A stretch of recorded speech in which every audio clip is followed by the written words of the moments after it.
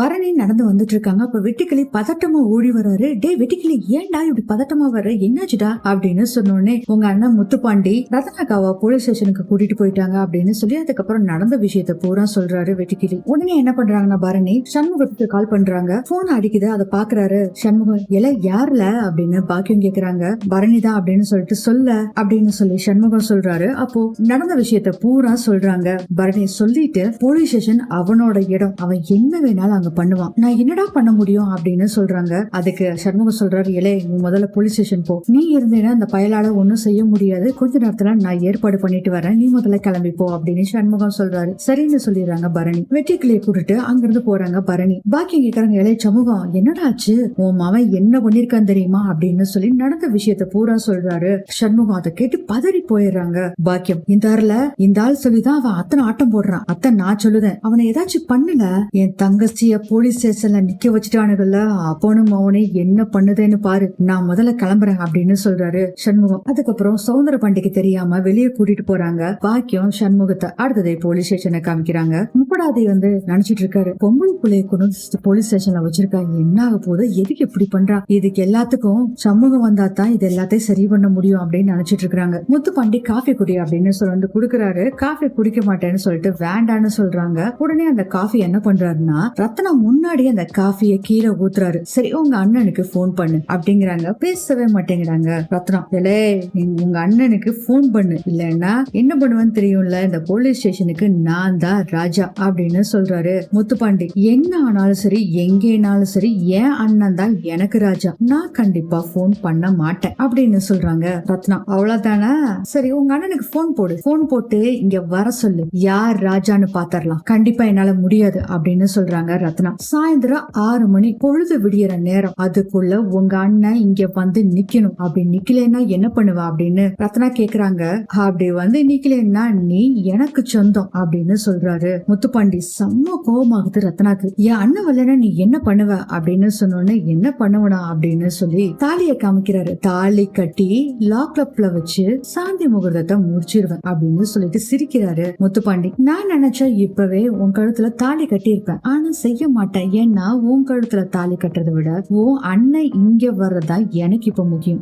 நீ இப்ப போன் பண்ண போறியா இல்லையா அப்படின்னு சொல்லும் போதே அவ பண்ணமாட்டான்னு ஒரு வாய்ஸ் கேக்குது. பார்த்தா நம்ம பரணி தான் வந்துட்டாங்க. இவனடா குறுக்கால வந்தா அப்படின்னு சொல்லி செம்ம கடுப்புல இருக்காரு முத்துப்பாண்டி. பரணி அப்படின்னு ஓடி போய் கட்டி பிடிச்சுக்கிறாங்க ரத்னா. அவ போன் பண்ண மாட்டா என்ன ஆனாலும் சரி. என்னடா ஆள் நீ, என்ன ஆபீசர், அதை விட என்னடா மனுஷன் நீ, ஒரு பொம்பளை கிட்ட வந்து நீ வீரத்தை காட்டிட்டு இருக்கிற, உன்னை யாரும் இங்க வர சொல்ல, நீ முதல்ல கிளம்பு அப்படிங்கிறாரு. ஆமா, எந்த பேசஸ்ல நீ இவ்வளவு உள்ள வச்சிருக்க, என்ன கேஸ் போட்டிருக்க அப்படின்னு கேக்குறாங்க பரணி. ஒரு பொண்ணை அரெஸ்ட் பண்ணணும்னா ஜெயில வைக்கிறனா பொம்பளை கான்ஸ்டபிள்ஸ் இருக்கணும், இங்க ஃபுல்லா மேல் தான் இருக்காங்க, என்ன நினைச்சிட்டு இருக்கீங்க, அதெல்லாம் எங்களுக்கு தெரியும், நீ முதல்ல வேலையை பார்த்துட்டு போ, இவ என் மாமா பொண்ணு, இல்லீகலா நீ அரெஸ்ட் பண்ணிருக்க, நியாயம் கேட்டுதான் இங்க வந்திருக்க அப்படின்னு சொல்றாரு பரணி. இப்போ உன்னால என்ன செய்ய முடியும், நீ என்ன வக்கீல, வெறும் டாக்டர் தானே, போய் ஊசி போடுற வேலை பாரு, போ போ, மீறி கீறி ஏதாச்சும் பண்ணுன்னு வச்சுக்கோ, எல்லாத்தையாலேயே போட்டு அடிச்சு தள்ளிடுவேன், தங்கச்சியும் கூட பார்க்க மாட்டேன், ரத்னா இல்லாமல என்னால இங்க இருந்து போக முடியாது, என்ன தைரியம் தான் அடி பாப்போம், முடியாதுடா என்ன செய்வா,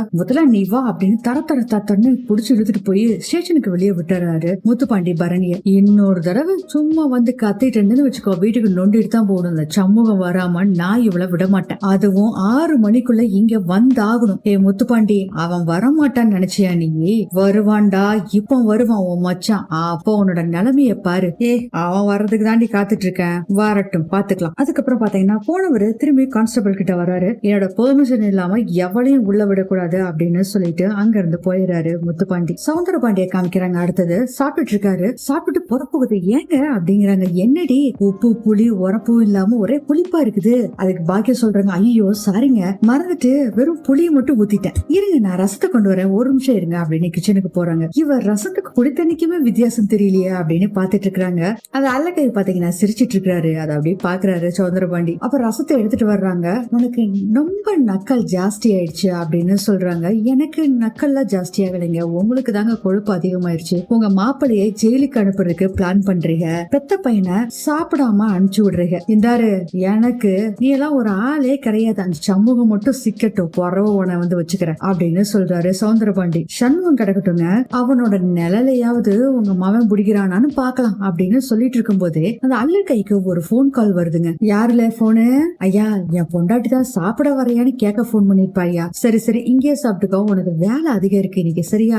சரிங்க ஐயா அப்படின்னு சொல்லிட்டு கொஞ்சம் தூரம் தள்ளி போய் ஹலோ அப்படிங்கிறாங்க. பேசுறது யாருன்னா நம்ம சண்முகம் தான். இங்க பாரு, சத்தம் போடாம நான் பேசுறத மட்டும் கேளு. உன் பொண்டாட்டி கழுத்துல கத்திய வச்சிருக்கேன். ரைட் ஹேண்ட் சொல்றாரு. எலே, இப்போ எதுக்கு என் குடும்பத்து மேல கை வைக்க? அத உன் பொண்டாட்டியே சொல்லுவா கேளு அப்படின்னு சொல்லிட்டு ரைட் ஒய்ஃபோ கிட்ட போனை குடுக்கறாரு சண்முகம். எங்க கொஞ்சம் சீக்கிரம் வாங்க, இவன் என்ன போட்டு தள்ளிடுவான் போல இருக்கு அப்படின்னு சொல்றாங்க. முதல்ல அவங்ககிட்ட போனை கொடு அப்படின்னு ரைட் ஹேண்ட் சொல்றாரு. டேய் ரைட் ஹேண்டே, நீ 10 நிமிஷத்துல இங்க இருக்கணும், இல்லன்னா அவ்வளவுதான் இவங்களை போட்டு தள்ளிடுவேன் அப்படின்னு சொல்லி மிரட்டுறாரு சண்முகம். ஏன் இருந்தாரு, என் வீட்டுக்காரி ஒண்ணும் செஞ்சிடாத, அவ பாவம்ல, அவ அப்புறம் நீ அவ சீக்கிரம் வா, உடனே ஓடி வா அப்படின்னு சண்முகம் சொல்றாரு. இந்த விஷயத்த சௌந்தரபாண்டி கிட்ட சொன்னேன்னு வச்சுக்கோ, அவ்வளவுதான் நீ. இல்ல இல்ல நான் சொல்ல மாட்டேன் 10 நிமிஷம் சீக்கிரம் வா அப்படின்னு சொல்றாரு சண்முகம். இதோ வந்துறேன் அப்படின்னு சொல்லிட்டு போனை கட் பண்ணிடுறாரு ரைட் ஹேண்ட். சௌந்தரபாண்டி கிட்ட ரைட் ஹேண்ட் சொல்றாரு, வீட்டுல என்ன பிரச்சனைன்னு தெரியல, ஒரு 8 போய் பாத்துட்டு வந்துடுறேங்கய்யா. இல்லை சாப்பிட்டு போல, இல்லைங்கய்யா வேண்டாயா அப்படின்னு அவசரமா போறாரு. அங்க இருந்து ரைட் ஹேண்ட் சிரிக்கிறாரு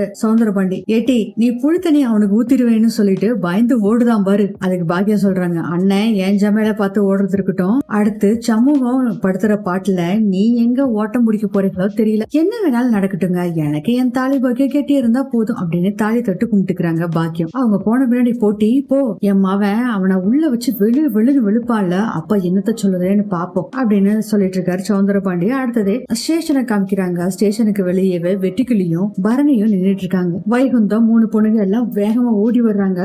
என்னத்தா இது, பொம்பளை புள்ளைய தூக்கி உள்ள வச்சிருக்கான், அவன் எங்க இருக்காவன், நான் போய் நியாயத்தை கேக்குறேன், என்னையும் சேர்த்து உள்ள வச்சாலும் பரவாயில்லன்ட்டு உள்ள போறாரு வைகுந்தம். கான்ஸ்டபிள்ஸ் உள்ள விட மாட்டேங்கிறாங்க வைகுந்தத்தை. அப்ப பரணி சொல்றாங்க, மாமா அமைதியா இருங்க, சண்முகத்துக்கிட்ட விஷயத்த சொல்லியாச்சு, அவன் ஏதோ ஒரு வேலை பண்ணிட்டு இருக்கான். இசைக்கு சொல்றாங்க, உள்ள அக்கா தனியா இருக்காட்டி துணைக்கு யாராச்சும் போக வேண்டாமா? பரணி சொல்றாங்க, அதுக்காக தான் நான் இருக்கேன். உள்ள பரணியை தனியா உட்கார வச்சு சைக்காலஜிக்கலா நம்மள பலவீனப்படுத்தணும் அவன் நினைக்கிறான். இது அவனோட போலீஸ் புத்தி, நாம தான் கொஞ்சம் தைரியமா இருந்து சமாளிக்கணும். கனி சொல்றாங்க, மைனி நான் சின்ன பொழுதான நான் போய் உள்ள உட்காரட்டுமா அப்படின்னு சொல்லும்போது வீரா சொல்றாங்க, அன்னைக்கு கறி வாங்கிட்டு வந்துட்டு உனக்கு சேலி கட்டி விடுறேன்னு சொல்லி அசிங்கம் பண்ணானே, அந்த ஆள் முன்னாடியே போய் நீ உட்கார போற? அப்ப பரணி சொல்றாங்க, ஐயோ சாமிகளா, எல்லாரும் கொஞ்சம் அமைதியா இருங்க, சண்முகம் வந்துருவான், நிச்சயமா ரத்னாவை கொண்டு வந்துருவான் நம்மங்க அப்படின்னு பரணி சொல்றாங்க. வைகுந்த சொல்றாங்க, இவ்வளவு நேரம் புள்ளை உள்ள வச்சிருக்கான், என்ன பாடுபடுத்த போறானோ தெரியலையே. இல்ல மாமா, நான் போய் பார்த்துட்டு தான் வந்தேன், ஒன்னும் பிரச்சனை இல்ல அப்படின்னு சொல்லும் போதே கரெக்டா வந்துடுறாரு முத்துப்பாண்டி. ஷபாஸ், குடும்பத்தோட வெளியே வந்து நிக்கிறீங்க போல இருக்கு, ஆனா கொஞ்சம் ஆளை காணாமே. அடைச்சி நிறுத்துடா, தைரியமான ஆம்பளையா இருந்தா என் மாவன் சமூகத்தோட மோதிப்பாருடா, அதை விட்டுட்டு பொம்பளை புள்ளவைய உட்கார வச்சுட்டு பேசிட்டு இருக்க மானகட்ட பையனே. உன் மாவன் ஒழுங்குதானே இருக்கிறான், அவன் தைரியமான ஆம்பளையா, அவன் மட்டும் கொஞ்சம் நின்று ஆட்டம் காட்டலாம் அப்படின்னு சொல்லும் போதே, டேய் பேசாம இரு, எல்லாத்துக்கும் சேர்த்து நீ பதில் சொல்ல போற நேரம் வரத்தான் போகுது, அதத்தான் நானும் சொல்றேன் பரணி.